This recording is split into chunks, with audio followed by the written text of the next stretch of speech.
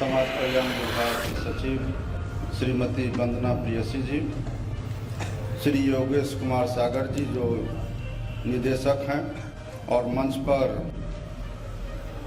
नमस्कार, मैं अपूर्वा, आप देख रहे हैं दिव्यांग जगत। आइए बढ़ते हैं कुछ खबरों की ओर। दिव्यांगों को सहानुभूति नहीं, अवसर की जरूरत।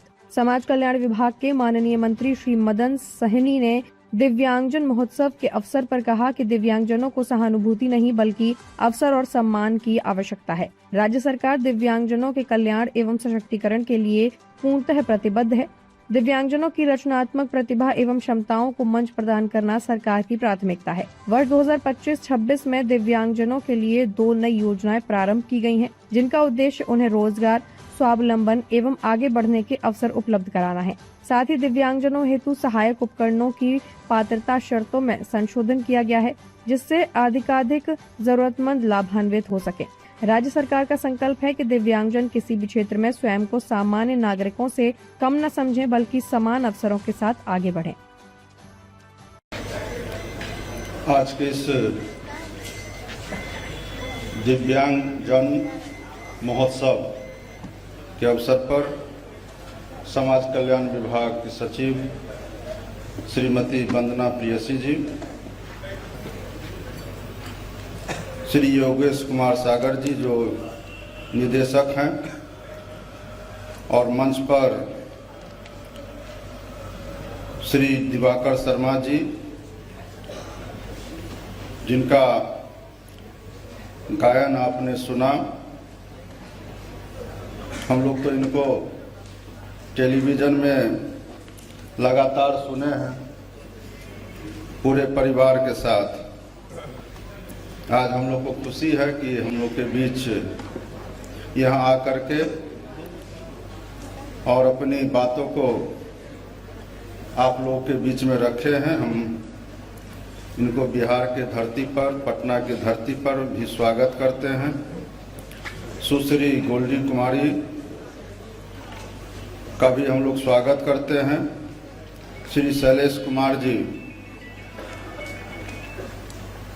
और डॉक्टर शिवाजी कुमार, जिनका अभी आपने बातों को सुना। समाज कल्याण विभाग और दिव्यांगजन सशक्तिकरण निदेशालय के सभी जो पदाधिकारी हैं, कर्मी हैं, जिन्होंने इस कार्यक्रम को आयोजित करने के लिए लगातार सहयोग दिया है। और विशेष रूप से आज का दिन आपका दिन है, और हम तो चाहते हैं कि आपका दिन सिर्फ आज नहीं बल्कि सब दिन के लिए हो। और मुझे खुशी है, और ख़ास करके हम सचिव महोदया को भी और योगेश सागर जी को भी हम विशेष धन्यवाद देंगे कि उन्होंने बिहार के धरती पर पहली बार, हम लोगों ने बहुत सारे महोत्सव को आयोजित किया है और लगातार महोत्सव होते रहते हैं, लेकिन दिव्यांगजनों के नाम पर ये पहली बार महोत्सव हो रहा। तो ये खास दिन है, और इस खास दिन में विभाग के लोगों के साथ साथ आप सभी दिव्यांगजन भाइयों बहनों को हम अपनी ओर से हार्दिक अभिनंदन और स्वागत करते हैं। साथियों, अब विभाग की ओर से आपको जो कई कार्यक्रम और कई योजना संचालित किए जा रहे हैं उसके बारे में बताया गया है। मुझे याद है कि जब 2016 में पहली बार मुख्यमंत्री उद्यमी योजना का शुरुआत किया गया, तो उस समय इसमें सिर्फ जो अनुसूचित जाति जनजाति वर्ग के लोग हैं उनको शामिल किया गया था। बाद में फिर इसमें अत्यंत पिछड़ा वर्ग के लोगों को शामिल किया गया। फिर माननीय मुख्यमंत्री जी ने इसमें लगभग सभी लोगों को शामिल किया। आज इसका लाभ बिहार के तमाम लोग उठा रहे हैं। लेकिन मुझे खुशी है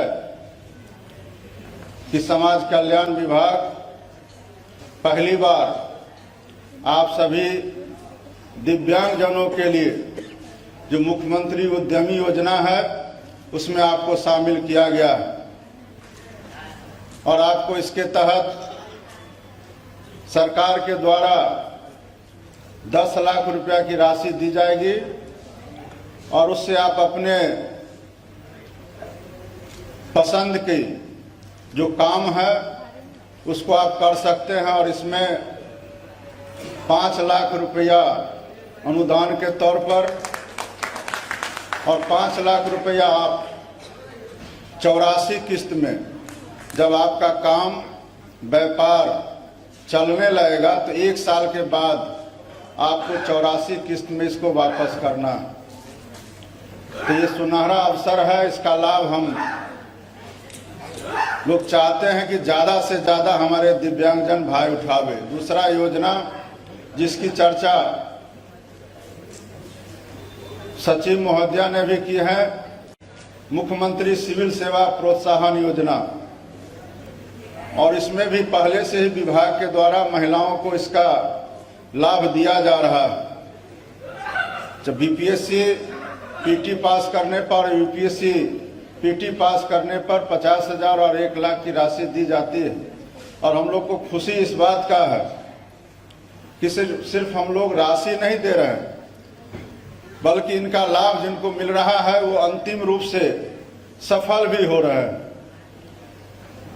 तो हम लोग आपको बधाई भी देते हैं, धन्यवाद भी देते हैं कि आप इसका लाभ उठा रहे हैं। आज हमारे शैलेश जी हैं, इन्होंने जो सफलता हासिल किया तो बिहार सरकार माननीय मुख्यमंत्री जी के घोषणा के अनुरूप हम लोगों ने इनको आईसीडीएस निदेशालय के अंतर्गत जो सीडीपीओ का पद होता है जिसके अंतर्गत आंगनबाड़ी केंद्र आते हैं उसमें हम लोगों ने इनका पोस्टिंग किया।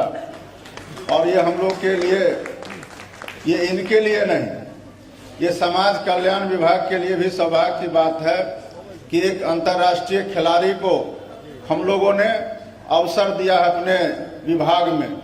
और जब इनका पोस्टिंग करना था, संयोग से उस समय हम भी मंत्री थे, तो हमने सोचा कि भाई इनको तो अभी प्रैक्टिस करना है।